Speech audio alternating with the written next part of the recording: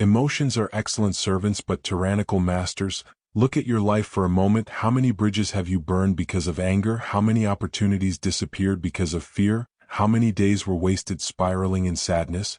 Because when you feel too much you become a puppet.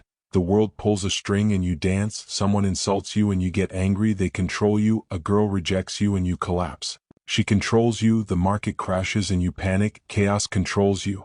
This is not weakness of strength. This is weakness of mind. And if you don't control your inner world, it will quietly control everything else. Let me show you what I mean. Picture Michael, successful guy, good job, stable life. One morning he opens his laptop and sees a disrespectful email from his boss. Just words on a screen, but in less than a second his biology betrays him. His amygdala screams threat. Cortisol floods his system. His hands tighten. His logic shuts down. He isn't thinking anymore, he's reacting. He types a furious reply, says exactly what he's been holding back and hits send. 5 minutes later the anger fades and the consequences arrive. Michael loses his job, he loses his income, he loses his reputation, all because he could not endure a sensation in his chest for 5 minutes. He felt everything, and because he felt everything he destroyed everything. He became a leaf in the wind, and the wind is always blowing. Now imagine another scene. A man stands in line at a coffee shop, dressed well, minding his own business, scrolling his phone. Behind him 2 younger men start mocking his clothes, his age, his appearance. People hear, some laugh. The humiliation is public. His heart jumps, his chest tightens.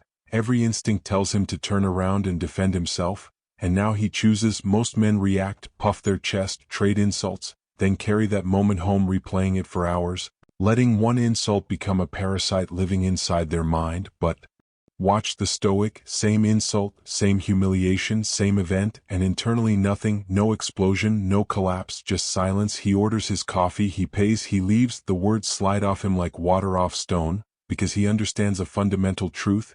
You don't control what happens to you, you control what happens inside you, and that changes everything. Nearly 2,000 years ago, a Roman emperor named Marcus Aurelius wrote private reminders to himself about surviving human chaos. He faced betrayal from generals, the death of his children, a plague that killed millions. He should have been broken by rage and grief. Instead he wrote to be like the rock the waves keep crashing over. It stands unmoved while the sea falls still around it.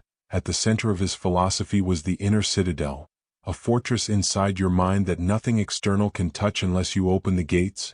Your body can be injured, your reputation attacked, your money taken, but your inner citadel remains untouchable. Yet most people live with their gates wide open, letting every comment storm the halls and every opinion light fires inside.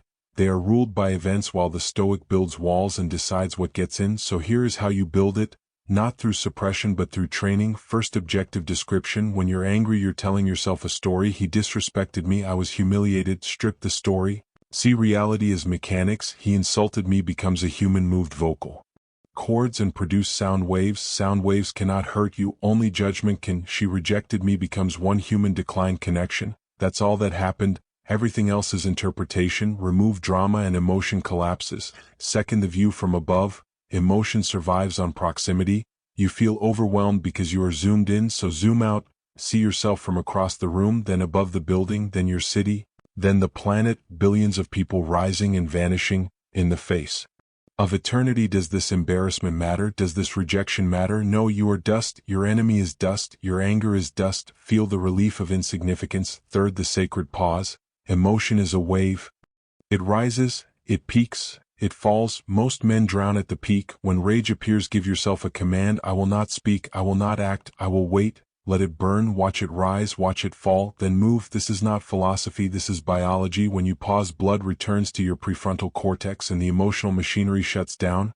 You are not suppressing emotion, you are dismantling its factory. This ability is trained.